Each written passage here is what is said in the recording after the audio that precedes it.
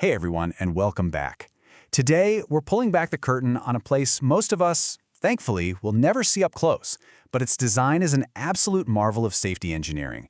We're talking about the operating room. We're going to explore the hidden, meticulously planned world that keeps surgery safe. I mean, seriously, have you ever really stopped to think about it? It's one of the most vulnerable situations a person can be in. So how do hospitals make sure it's also one of the cleanest, most controlled environments on the entire planet? Well, it's not magic, that's for sure. It's architecture. And this right here is the secret sauce. The entire operating theater complex is built around this one core idea called zoning. It's a really clever strategy that uses physical space to create invisible barriers against infection. Okay, let's dive into this. I want you to think of these zones as a master plan for controlling contamination. Every single door, every hallway, it's all designed to manage the flow of people, patients, and equipment. It's all about ensuring that what's outside stays outside, and what needs to be sterile stays absolutely sterile. So let's go on a little tour.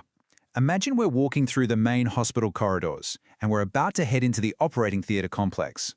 The second we cross that line, boom, we've just entered our first checkpoint, the protective zone. What's so crucial to understand here is that this zone is basically a buffer. Think of it like an airlock between the general hustle and bustle of the hospital and the highly controlled surgical areas. Its entire purpose is to be that very first line of defense. And this really shows you how it works. You've got the reception area for getting things organized, patient transfer areas to move patients onto special OT trolleys, and this is the big one, the changing rooms. This is where the real transition begins. So the first rule is simple, but it's completely non-negotiable. You come in from the outside world, and before you go any further, you change out of your street clothes and into basic operating theater attire. Scrubs. Why? Because your everyday clothes are carrying millions of microbes from outside. This is step one in leaving all of that behind. All right, so we're in our scrubs. Let's move to the next level and see how this all builds.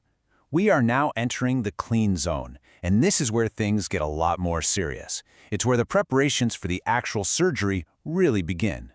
Now, what's really interesting here is the distinction. This area is clean, but it is not yet sterile. It's basically a support hub where all the necessary stuff for the surgery is staged and prepared, all while following some very, very strict hygiene rules. This is where you'll find things like preoperative rooms for patients, storage for sterile surgical instruments, and rooms where the surgical team does all their final preparations before heading into the main event. It's kind of like the backstage area, right? Getting everything ready for the show. This slide just sums up the progression perfectly. We've gone from a general buffer zone, where the main thing you do is change clothes, to a dedicated support zone that is directly getting things ready for the upcoming surgery. The level of control has officially been ramped up. Okay, take a deep breath. We are now arriving at the very heart of the entire complex. This isn't just another room. This is the inner sanctum.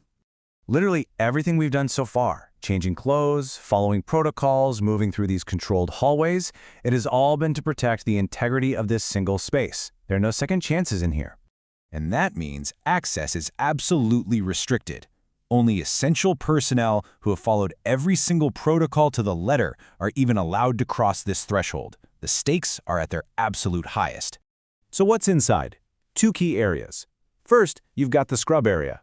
This is where surgeons and nurses perform a meticulous, timed scrub of their hands and arms.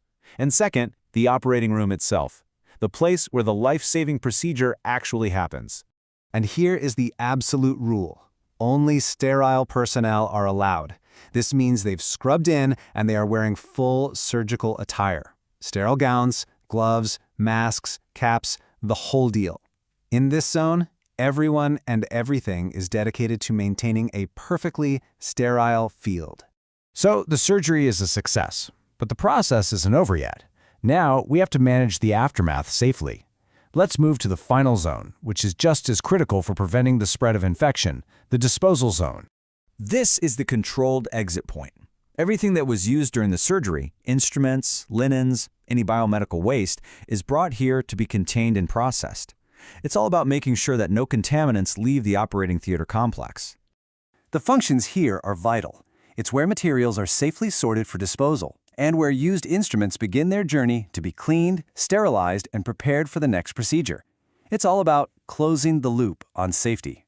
So from the moment a staff member walks in and changes their clothes to the moment used materials are safely disposed of, you can see it's all one integrated system. It's a blueprint designed for one single purpose: protecting the patient. And this really is the bottom line. This division into a protective, clean, sterile, and disposal zone isn't just about hospital rules. It is a life-saving architectural philosophy that underpins the very success of modern surgery. It's a powerful concept, isn't it?